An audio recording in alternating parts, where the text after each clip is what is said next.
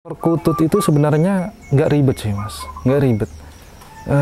Kita hanya ngasih pakan, ngasih minum, sudah. Itu pun nggak tiap hari. Cuman setiap harinya kita harus selalu pantau.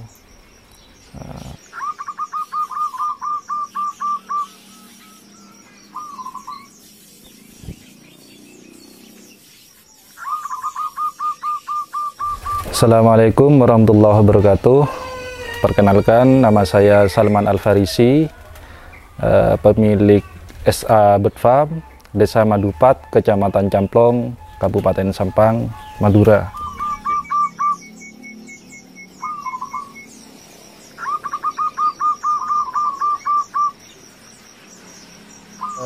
Mulai beternak itu mulai tahun 2013, dan pas awal-awal ternak itu masih hanya beberapa kandang, kalau nggak salah itu hanya 6 kandang, dan alhamdulillah sekarang sudah ada 24 kandang. Untuk materi awal beternak itu hanya kelas-kelas biasa.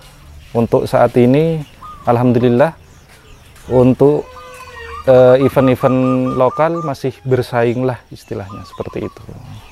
Awal mula tertarik ke perkutut sebenarnya itu sudah dari dulu, memang orang tua sudah beternak perkutut. Cuman memang mulai beternak sendiri itu 2013. Dari yang awalnya hanya 6 kandang, sekarang 24 kandang. Ya dari hasil ternaknya itu saya jual dan beli lagi untuk tambahan materi baru. Kalau dari materi kita tahu kualitasnya bagus atau tidaknya, ya tentunya kita sebelum beternak sudah harus punya pengetahuan tentang perkutut ya. Karena perkutut itu nggak ada yang sama. Perkutut itu nggak ada yang sama. Jadi antara burung A sama burung B itu pasti berbeda. Dan juga kita melihat terah. Dan tentunya selain itu kita juga harus banyak-banyak bergaul sama para senior, tentunya sebagai guru, dan untuk mencari referensi lah, istilahnya seperti itu mas. Kalau saat ini di kandang SA Bird Farm itu materi ada yang dari Trunojoyo Bird Farm, yang dulu punyanya almarhum Kiai Fanan, mantan Bupati Sampang. Itu di sini ada anaknya Tumenggung, ada anaknya Pangeran, dan itu semua juara nasional semua. Kalau kita berbicara masalah terah, tapi belum tentu ya nantinya anaknya bakal bagus atau tidak. Ya kita hanya berusaha saja. Kita hanya berusaha. Logikanya seperti ini, kalau misalkan induknya bagus, siapa tahu anaknya bagus kan gitu. Tapi kembali lagi itu hanya prediksi. Makanya sampai sekarang perkutut masih eksis karena memang sulit dikembangbiakkan. Artinya ketika burung juara belum tentu menghasilkan burung juara juga, atau anaknya juara nantinya, itu belum tentu. Kalau di SA Bird Farm sejauh ini masih belum ada yang moncer kalau tingkat nasional mas. Kalau untuk tingkat lokal ya alhamdulillah ada yang 3 besar, ada yang masuk 10 besar, ada yang 5 besar juga. Nah kebetulan semua burung itu juara setelah ada di orang, setelah laku.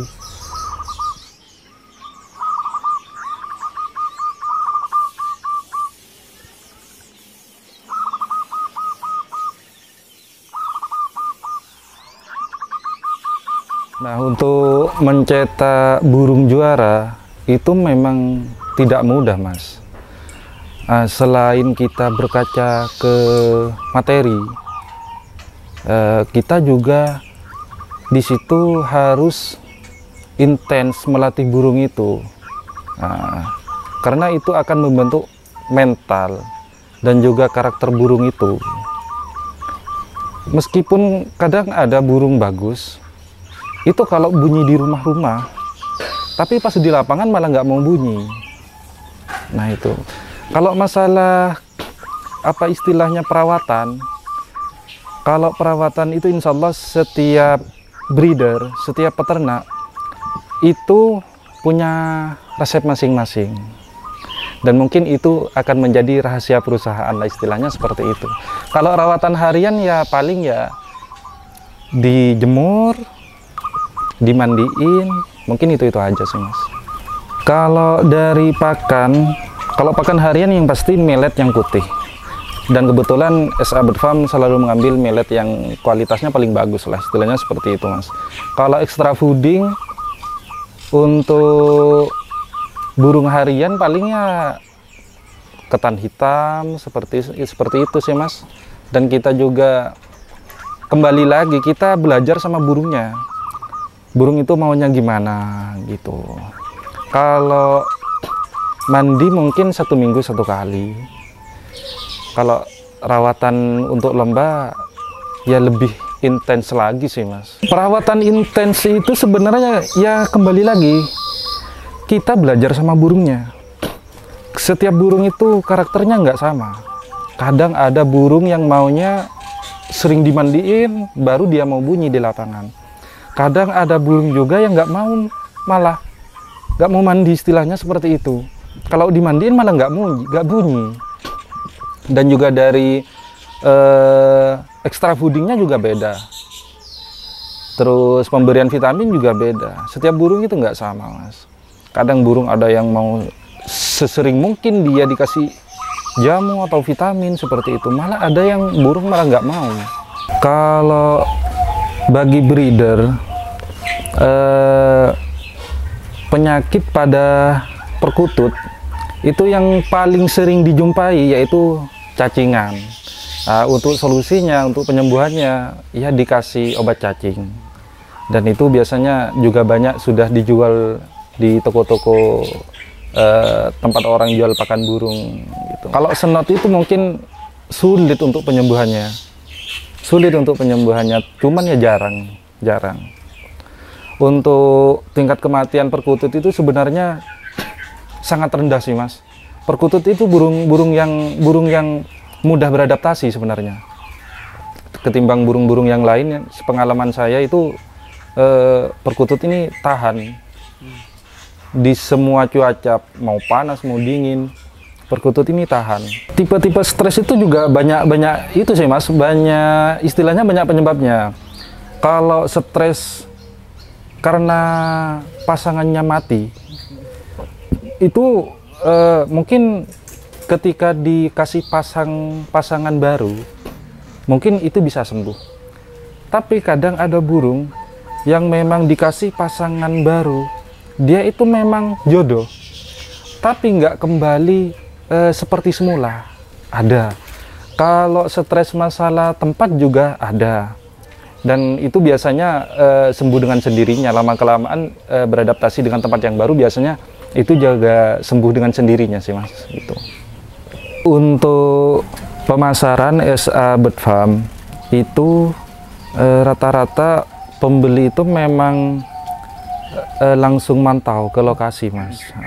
Cuman kalau memang pembeli itu sudah biasa ngambil di SA Bird Farm, dia itu biasanya hanya via telepon gitu. Kalau masalah harga itu relatif sih Mas, relatif. Kalau anakan yang bagus itu berapa?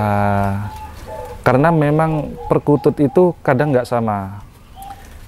Anak pertama bagus, anak kedua nggak bagus, gitu. Kadang anak ketiganya baru bagus, istilahnya sangat bagus lah, istilahnya seperti itu. Memang nggak sama. Setiap anakan itu nggak sama. Kalau tawaran tertinggi kemarin itu pernah ada yang nawar 15 juta, cuman sebenarnya sudah deal, cuman batal karena si pembeli ada musibah. Tentunya kan kita harus punya rasa kemanusiaan lah, meskipun sudah deal, ketika ada teman kungmania yang notabene-nya kita kawan, ya mau nggak mau gimana lagi gitu, ya terpaksa batal gitu.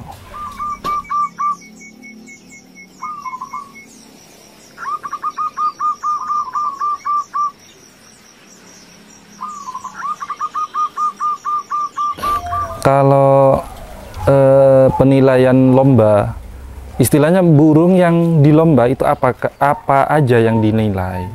Nah itu kalau perkutut itu yang dinilai itu suara depan, suara tengah, dan suara ujung. Nah, dan tentunya depannya yang gimana, terus tengahnya yang gimana, ujungnya yang gimana. Kita nggak bisa menirukan, oh perkutut ini tengahnya yang begini. Ya tentunya, oh depan yang bagus, terus tengah yang senggang, ujung yang panjang. Tentunya yang seperti itu istilahnya penilaian dasarnya lah. Nah, terlepas dari itu, stabil tidaknya burung itu.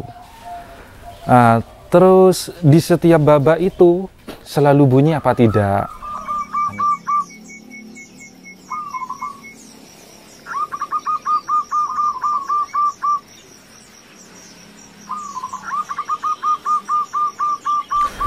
Kalau kandang itu sebenarnya nggak ada itu sih Mas, terserah lahan ya, terserah lahan. Kalau memang kita punya lahan yang luas, kita bisa kandang itu buat yang besar, istilahnya seperti itu. Kalau kita lahannya hanya sempit, banyak kok teman-teman breeder itu yang sukses di lahan sempit. Meskipun kandangnya hanya kecil, ukurannya kecil, tapi sukses kok. Dan juga kalau masalah kebersihan kandang, ya tentunya kita juga harus itu lebih, kalau bersih tentunya burung itu pasti sehat, intinya seperti itu. Kalau masalah kandang, untuk kebersihan kandang itu kadang 2 hari sekali kita bersihin, kadang ya kalau nggak misalkan lagi padat-padatnya itu bisa 5 hari. Kalau perkutut itu sebenarnya nggak ribet sih Mas, nggak ribet. Kita hanya ngasih pakan, ngasih minum, sudah. Itu pun nggak tiap hari, cuman setiap harinya kita harus selalu pantau. Takut ada burung yang nggak sehat terus nggak kepantau. Soalnya kalau misalkan burung itu nggak sehat, terus istilahnya kita lambat penanganannya, tentunya kemungkinan untuk sembuh itu juga sulit. Perkutut itu, misalkan burung perkutut itu sakit, setahu saya, sepengalaman saya, itu nggak nular. Nah kalau perkutut itu biasanya dari bertelur, kalau di SA Bird Farm memang dibiarkan dierami sama induknya. Nah, setelah netas 1 minggu kita ambil, kita pindah ke babuan istilahnya, untuk dilolohkan ke puter burung puter itu. Jadi di puter itu mungkin kurang lebih 1 bulan baru kita ambil. Sudah bisa mandiri lah, sudah bisa makan sendiri. Ada sebagian kok juga breeder itu yang nggak pakai puter. Memang sengaja dibiarkan besar di induknya. Nah, untuk siklus bertelurnya, kalau kita pakai putar itu lebih cepat. Untuk induknya itu bertelur lagi. Kalau kita nggak pakai puter ya lebih lama sih Mas, lebih lama. Kalau sepengalaman saya sih nggak ada perbedaan sih Mas, besar di induk atau dilolohkan ke puter. Kalau memang burung itu kualitasnya bagus, tetap bagus kok Mas.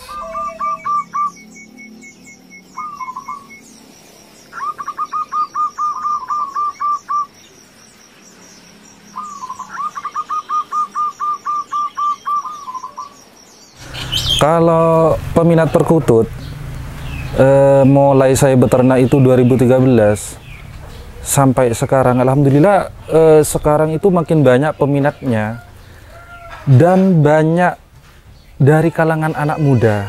Kalau dulu image perkutut itu identik sama orang yang sudah dewasa atau sudah tua. Tapi kalau sekarang saya rasa enggak. Sekarang malah banyak breeder muda atau bahkan player muda. Kalau dulu memang istilahnya apa ya? Image melekat sama orang tua. Kalau sekarang malah yang dominan ini malah anak muda. Karena semakin canggihnya teknologi, malah anak muda ya sekarang yang lebih gesit istilahnya kalau dalam hal breeding. Dan juga kalau saya pribadi sih Mas, sebenarnya ini hobi, cuman hobi yang menghasilkan, istilahnya seperti itu ya. Bagi teman-teman yang mau memulai beternak, yang harus kita dalami dulu sebenarnya pengetahuan kita terhadap perkutut sih Mas. Nah, setelah itu baru kita buat kandang dan materinya tentunya lah, istilahnya seperti itu. Dan yang nggak kalah penting, kita juga harus tahu cara merawat ketika burung sakit, biar kita ketika beternak terus burung kita sakit, kita hanya membiarkan burung itu sampai mati, istilahnya seperti nggak ada tindakan untuk diobati ya, dan segala macamnya. Nah, kalau kita sudah paham tentang semua itu, kita beternak itu lebih enjoy. Karena kita kalau tidak tahu ilmunya, tidak tahu cara perawatannya, ketika burung kita sakit, kita panik. Dan tentunya bakal berpikiran, istilahnya uang melayang. Iya, kalau kita sudah paham semua itu, perawatannya tentunya. Yang paling utama sebenarnya perawatan sih Mas. Kita lebih enjoy, beternak itu lebih enjoy. Iya. Sudah.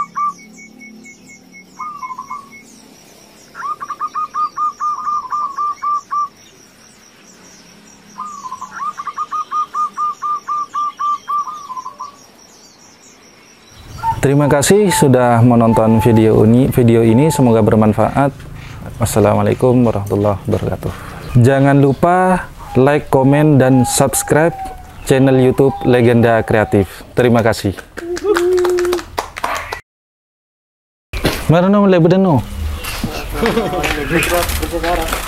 Jangan lupa subscribe channel YouTube Legenda Kreatif. Jangan lupa subscribe channel YouTube Legenda Kreatif.